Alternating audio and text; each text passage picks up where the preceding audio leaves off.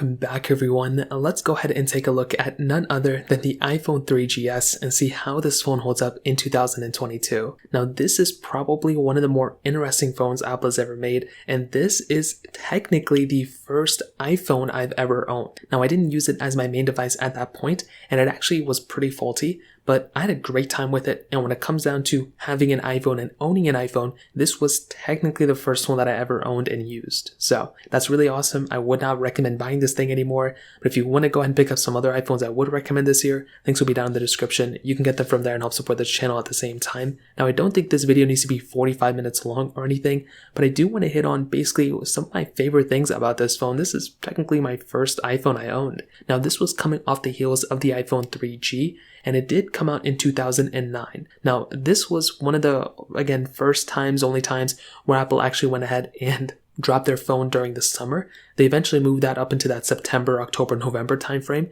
and I kind of miss summer releases of iPhones. You know, I hope Apple gets into a point where they drop an iPhone in the spring, summer, and fall. They already have like the spring and, fall kind of, but that summer time frame gets a little boring without, iOS 16 and iOS versions. Now on the outside of this specific iPhone, we do have a pretty decent 3.5-inch display on the front. It's definitely not that great. It's definitely quite a bit outdated, as most of you may know, but again, it wasn't an ugly panel. This was, I would say, the last older iPhone we had. After this iPhone, it was like a domino effect of just, iPhone after iPhone after iPhone that was just on a whole nother level. And with something like the iPhone 3GS, this was also the first S lineup we ever got. We didn't even get another S lineup until the iPhone 5S in 2013, which was about 4 years after this. And then we got the 6S, and we haven't really gotten too many S's after except the 10S, and that was in 2018. So we're in due for another S lineup, to be honest. Now this iPhone had the 30-pin connector on the bottom, we had the home button on the front too, earpiece, no front-facing camera, which is another kind of big thing that some people kind of forget about,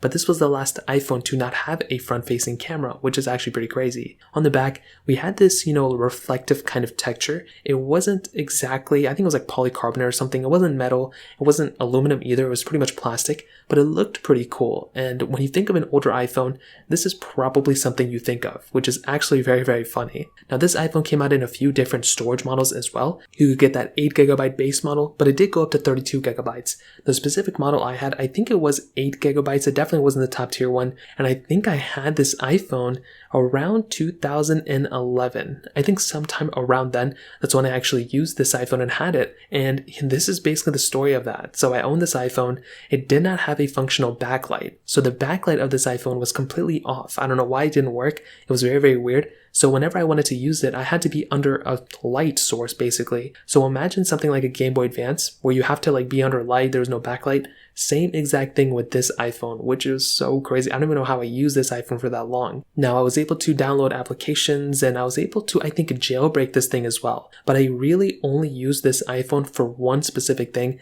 and that was actually to play Bloons Tower Defense. I was obsessed with that game. I think it must have been either Bloons Tower Defense 2. I think that was the game. I don't think 4 was out by then. It was like some Bloons Tower Defense. I love that game so much. Easily one of my favorite games of all time.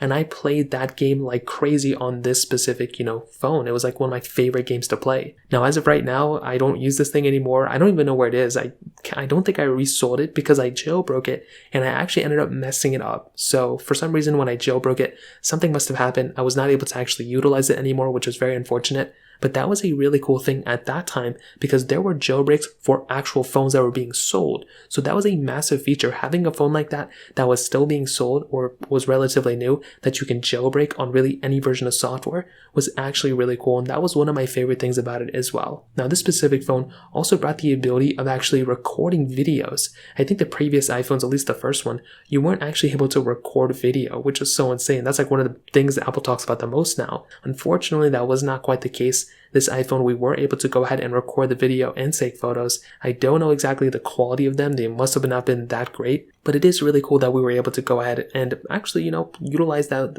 We're actually able to go ahead and utilize those specific things. Now, this specific phone also brought iOS updates with them, and it looks like it did go up to about iOS 5 or iOS 6. The iPhone 4 ended up lasting a little bit longer, but I will tell you, when it comes down to this specific iPhone in terms of the exterior camera, and to kind of sum up the whole entire outside, I am definitely still interested in this type of phone, and I still think it's actually pretty interesting for that side of things. Now, I will say the processor, the performance and everything, it's definitely not up to date anymore. I mean, this thing is severely outdated in terms of software, and even hardware, this thing just doesn't really look that good.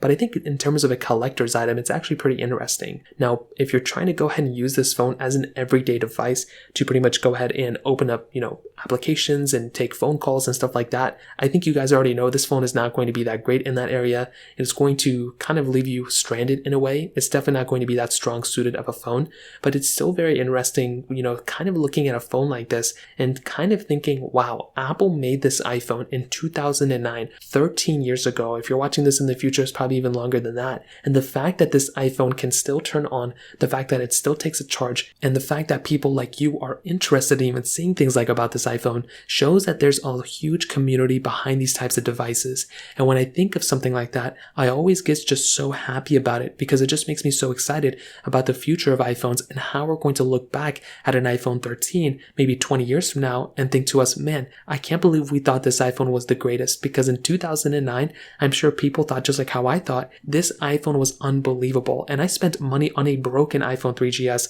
That's how badly I wanted it. It didn't even work completely. And when I look back at it, it was an amazing experience. I was playing so many games on it. I had such a great lifeline with that phone. And I had some sort of Java phone that wasn't even Android. It was like Java. It was so crazy. And with an iPhone, I could tap into a large ecosystem of games. And I really felt like I was part of a community, which was really cool. Now, when I look back at this iPhone for the average person, of course, it's not going to be that crazy of a phone. It had 256 megabytes of RAM. And I will say it didn't really bring the most from one generation to the other. And I will say, if this iPhone just wasn't followed up with the iPhone 4, I think a lot of people would look back at the iPhone 3GS and be kind of happy about it, because this iPhone brought a better performing chipset inside of it. It brought a better type of camera setup, which was really cool. Voice control. It brought a little bit better speeds in terms of Wi-Fi. I think this was a really smart, touch from Apple, and I think this was a really smart move. But sadly or greatly, whichever way you look at it, Apple followed up this iPhone with easily one of the best iPhones ever made.